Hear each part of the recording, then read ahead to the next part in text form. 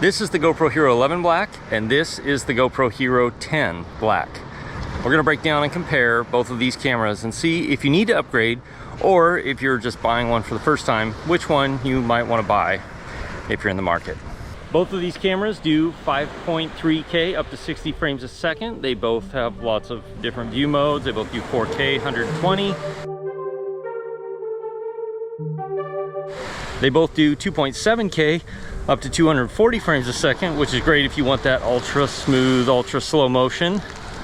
But there are a couple of differences as well. The GoPro Hero 11 gives you full-on 360-degree horizon leveling mode, no matter how much you rotate it or not, whereas the GoPro Hero 10 does not. And that's due to the different sensor size. The GoPro Hero 11 also has a larger photo sensor, and it also gives you a few other different options. The standout feature is now 10-bit color is included in the GoPro Hero 11, and that's mostly what I'm curious to find out, is how much can this 10-bit color be pushed, and is it going to be useful in more professional situations where normally I would have to use a higher end camera. Now there's a bit of wind, so I'm curious to see which one of these has better wind noise reduction, because there's a fair amount of wind coming from the side here.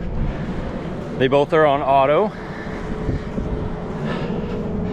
So this is the wind noise reduction of the GoPro Hero 11, and this is the wind noise reduction of the GoPro Hero 10.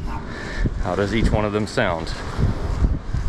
It's an extremely backlit situation right now because of the sun behind me, but how is each one of these things doing on the dynamic range? They're both being recorded in flat color profile, but the GoPro Hero 11 is recording in 10-bit, whereas the GoPro Hero 10 is not 10-bit because it's not capable.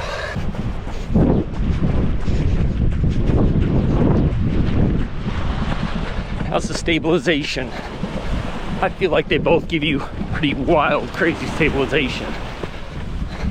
This is the stabilization on boost mode on the GoPro Hero 10 and auto boost mode on the GoPro Hero 11. The GoPro Hero 10 crops in quite a bit more than the GoPro Hero 11 does. And that's because of the new sensor on the GoPro Hero 11. Both of these will shoot vertical video natively if you upload content for TikTok, Instagram Reels, or YouTube Shorts. And as much as I hate to admit that vertical video is a thing now, it is, and I've even been known to post vertical video on occasion.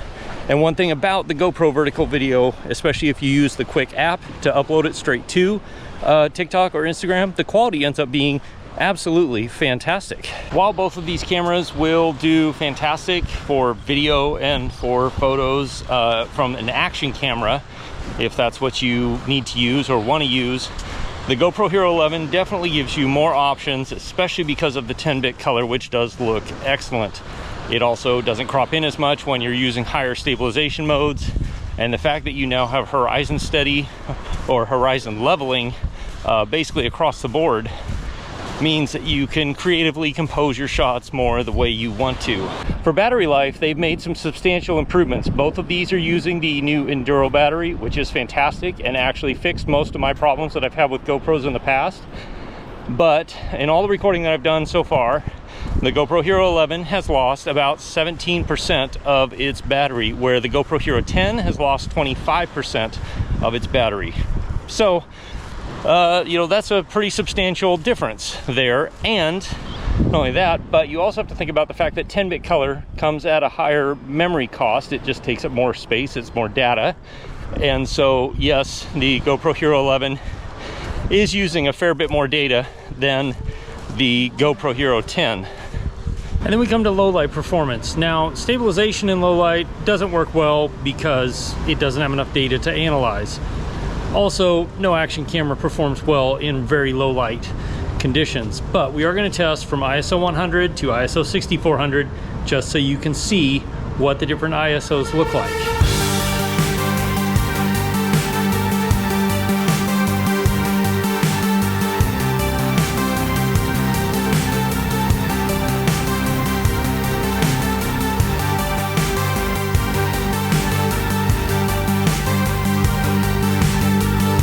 Even though the GoPro Hero 11 looks darker, the image is much cleaner and has considerably less noise than the GoPro Hero 10. When it comes to stabilization, both of them do an okay job, but the Hero 11 definitely does a better job than the Hero 10 stabilizing in low light. The biggest headlining feature is the 10-bit color in the Hero 11, and while I did see some substantial improvements both in the natural look, the colors looking natural to the way they looked to my eye when I was there on scene, but also being able to color grade them and push and pull them a little bit more in post just gives you a little bit extra flexibility. Now, it's not like night and day difference between the two, but there definitely is a difference on the Hero 11 in the colors that you can get from it. The Hero 10 still produces great color, still produces really solid video, but the Hero 11 definitely is a step up. GoPro, hats off to you. You've done it. You've made a great action camera that works extremely well out of the box. I've criticized GoPro in the past for issues that GoPros have had, the issues that I've had with GoPro in the past, like the Hero 9. Touchscreen was terrible. Even with firmware updates, it's still terrible. I basically never used that camera. The Hero 10 fixed a lot of those issues, but it had other issues that also got fixed when they released the Enduro battery. The Hero 11 is a great camera. It has been extremely solid. I haven't had it freeze up once yet. It's just been rocking everything I did. It never overheated, even down in the hot Florida sun when I was doing some time lapses and stuff. Actually, neither one of these overheated, although they did get extremely hot in use, especially when I was doing time lapses. Both of these cameras just rocked and kept going, which was impressive because it was hot in the Florida sun. Another improvement I noticed using the GoPro Hero 11 was that it just is a lot snappier on startup and shutdown. It's much faster, and how it responds on the touchscreen. It just responds quicker and snappier, which I guess it shouldn't be surprising considering it's the newer camera, but I was surprised how much snappier, how much faster it started up, and how much snappier the response was to my touchscreen or to my control inputs, to my changing settings and stuff like that on the actual camera itself. Another thing that really stood out to me was how much less the GoPro Hero 11 crops in, even when using Hypersmooth in boost or in auto boost mode.